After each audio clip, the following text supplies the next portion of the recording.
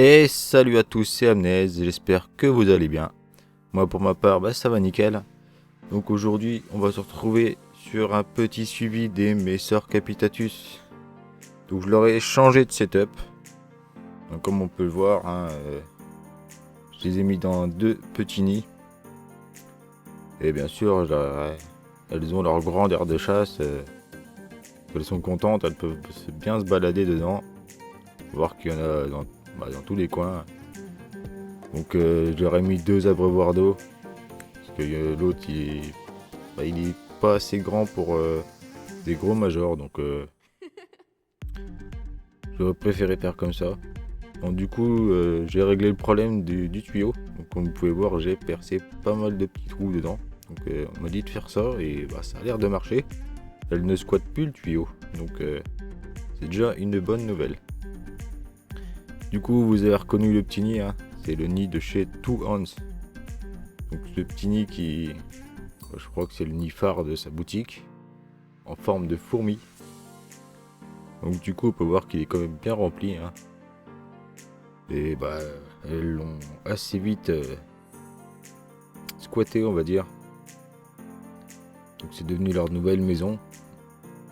Et le couvain est reparti. Du coup on peut voir une très grosse larve. Ça fait plaisir.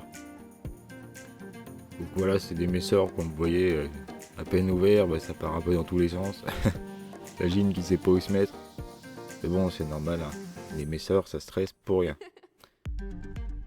Du coup je vais essayer de vous filmer un peu tout le couvain. Donc vous voyez, il y en a là, le gros major qui est ici. On peut pas le rater celui-là. Donc on a du couvain là par exemple dans tous les coins. Ici on verra pas grand chose, mais il y en a quand même pas mal. Et pareil dans le coin là-bas, c'est qu'il y a l'humidité. Donc on peut même en voir d'autres qui se baladent. De toute façon, il y en aura partout. La gine là qui s'est pas volée, elle va partir dans le deuxième nid. En tout cas là on peut voir même du pain de fourmi en train de se faire. Je sais pas pourquoi aussi elles ont ramené quelques petits cailloux. Je sais pas ce qu'elles font avec. Voilà quoi.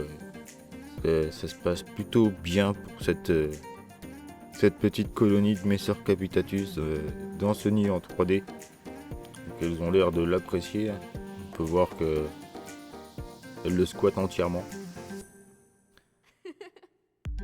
Le couvain, comme je vous ai dit, il est quand même conséquent.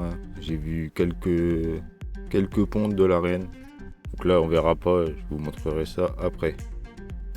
On verra mieux. Donc là du coup, comme je vous disais, les messeurs, voilà, je les fais chier. Ils sont tous en train de sortir dans l'aire de chasse. Et c'est ça la particularité. Ainsi que là, voilà, la reine, vous voyez bien, elle sait pas du tout où aller se mettre. C'est un peu le carnage. Du coup ça c'est le deuxième nid qui sert de grenier. Je leur ai mis une petite aération là à la sortie. Donc au moins c'est bien aéré. Et ce nid il est complètement sec. Je leur ai pas mis d'eau dedans pour qu'elles s'en servent de grenier. Donc vous allez me dire oui, il y a beaucoup de graines. Et en fait c'est les graines qu'il y avait dans l'ancien nid. J'ai essayé d'en enlever un peu, mais bon, chaque fois que j'en enlevais, j'essaie de choper une fourmi avec et c'est bon. On va laisser ça comme ça et puis c'est tout. Donc on va les laisser tranquilles dans ce petit nid là. Puis on va leur faire un petit tour dans le nid principal. Donc comme vous voyez, ce nid il est franchement sympa. J'ai juste eu un petit souci du coup. Vous voyez, j'ai mis un petit bâton. Parce qu'en fait la vitre elle coulissait. Je ne m'étais même pas rendu compte que la vitre avait coulissé. Ça m'a fait une petite entrée. Ce qui faisait que les toutes petites mineurs, elles arrivaient à sortir par là.